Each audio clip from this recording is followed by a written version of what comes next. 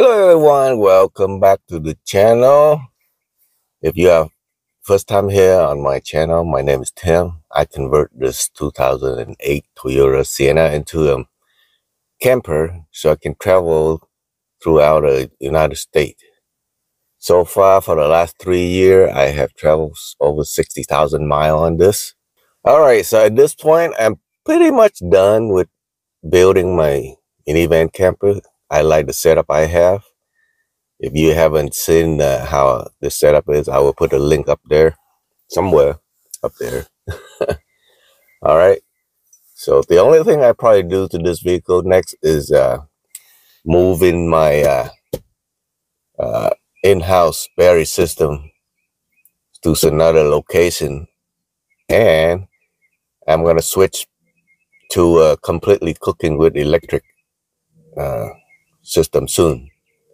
So click on the subscribe button and click on all, so that way you know when I push the video out. So I think one of my subscribers asked me to do what kind of maintenance I do before I'm going on a long trip. So I'm gonna give you 5 things to check before you head out on a long trip and make sure that you don't get stranded somewhere. Plus, if you stay until the end, I've use some extra tip, which important, but it's not gonna hold you back from traveling. All right, let's get to it. Yeah, I'm not only just doing my minivan conversion, I also do traveling a lot, and I do a lot of maintenance on the vehicle myself.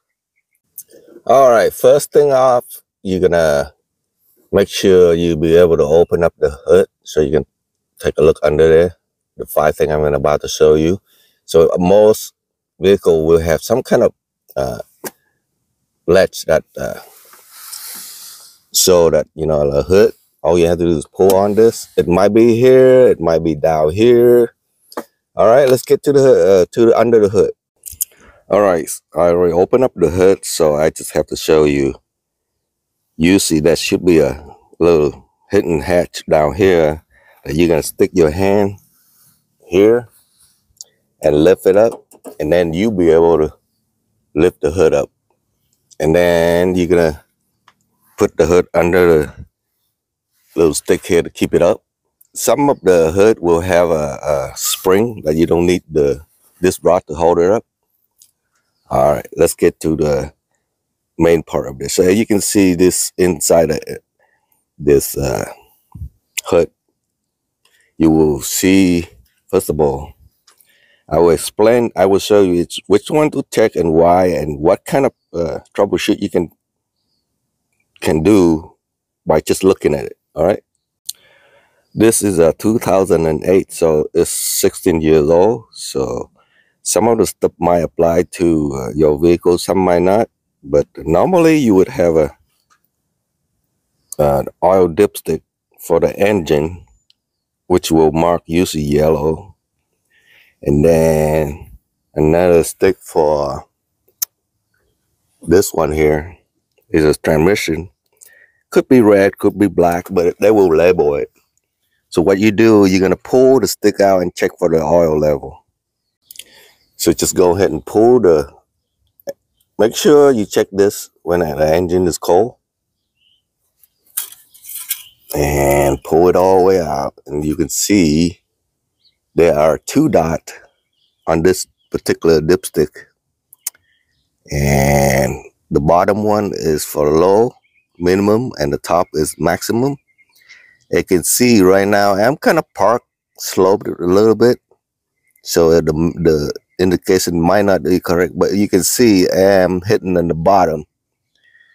So what you want to do is keep the oil level in between those 2 spots. And you can see, no, it did not have dirt on it because I put on the end, so now it gets touched. I gotta wipe that down. Make sure you wipe it down once you're done and put it back in so you don't put dirt inside the engine. So ideally you want the oil level to be in between these 2 lines here. I changed out the oil before I head back to California. And this engine is burning oil because I have over 150,000 miles on it, so which is normal. I think so far at 3,000 miles, I burned 1 quart. So check it, like between 2,500 miles, check the oil level. Make sure you have the oil this right there. You can put it all the way.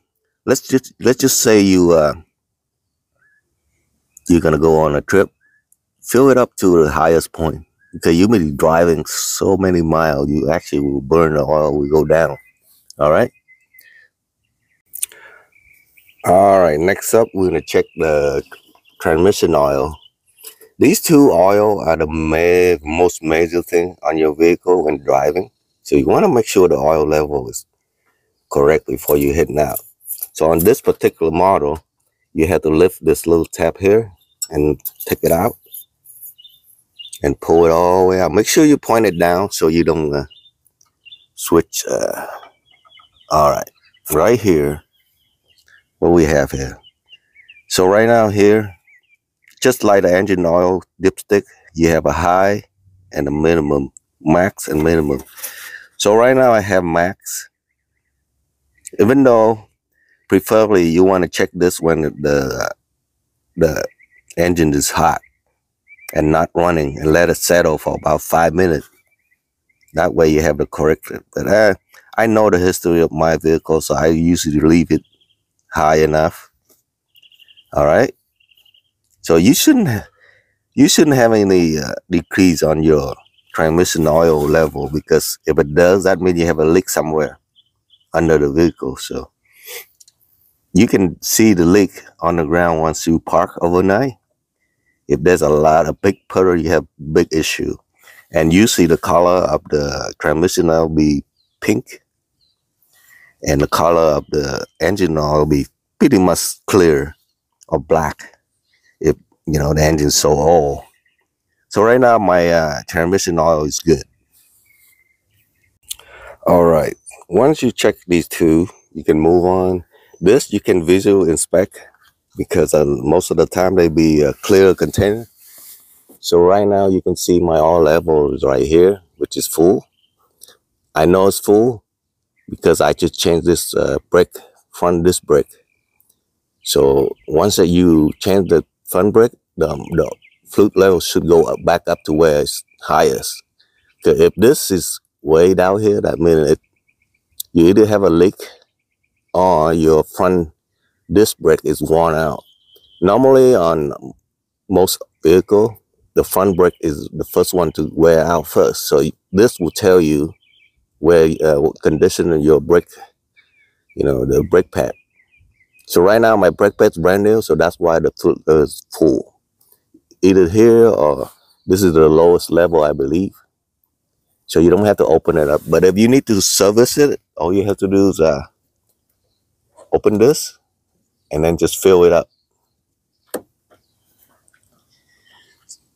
Same thing over here. If you want to fill up transmission oil, you're going to have to use the funnel to fill up here. And for the engine oil, you have to fill up through here. All right, next up, we'll move on to the power steering fluid. A lot of newer vehicles don't have this anymore. What they do, they use electric power to do the power steering. But this particular model has still used the pump, so it needs fluid. So right now my fluid level is at the max level. Even though I say I do have a very small leak. This is a 16 years old car, so I'm expected to have a little bit of leak, but not too much. So once the level is good, you can see that the cold level is on the bottom and the max. I usually fill it up to the same level so I can monitor the condition of it. So to service it, all you have to do, take this, open this up. Really hard to do with one hand. There you go. So you can fill it up from here. Make sure you put it down, twist, lock. Oh, that was number 4, right? All right. The 5th one is checking your radiator fluid level. There's 2 ways you can check it. You can check it through here. So you should have the fluid level. You can see right here. Let me move over here. Pretty tricky to check on this one. A lot of time, what you can see, there's also the line low and high. Low, high. So you want to be in between these things. You can fill it up here, from this right here. I usually use OEM flute, so that way it's consistent. By the way, this flute, this radiator flute should be changed every 30,000 miles. Engine oil every 5,000 miles. Even though this transmission flute stays lifetime, it's not lifetime. I changed mine at 50,000 miles. That one you don't have to change that. You just refill it up. That one the same way. But that one you can, the brake flute, you can change, you can bleed it out. But that's beyond just a lot of beginner scope. So that's 5 things, 5 major flute that you need to check under the hood. You can also check the radiator fluid level through this cap, but if you not know what you're doing, don't do this. Just fill it up on there. So, but here I'm going to show you how to check the fluid level, and do this when the engine's cold, so it doesn't blow up on your face. Right now, my fluid level is okay. If you see fluid there, that means good. If it's low, then you can fill it up from here.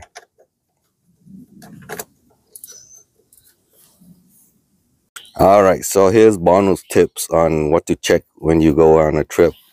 I fill up my window washer all the way up. This particular model, this container will hold 1 gallon of windshield washer. So, and the color you see green, blue or purple, depending on green, sometimes greens, but this is where you put it in. Just open the cap up and fill it up. Here's your last bonus tip. Check the condition of your tire and the tire pressure. Usually you will find the tire pressure in between the door. Here, it will tell you how much you need to put in. So for this particular vehicle, it's 35 PSI for the front and 35 PSI for the rear. Also, most people forgot about the spare. So check the pressure on your spare also, and service it up before you head out.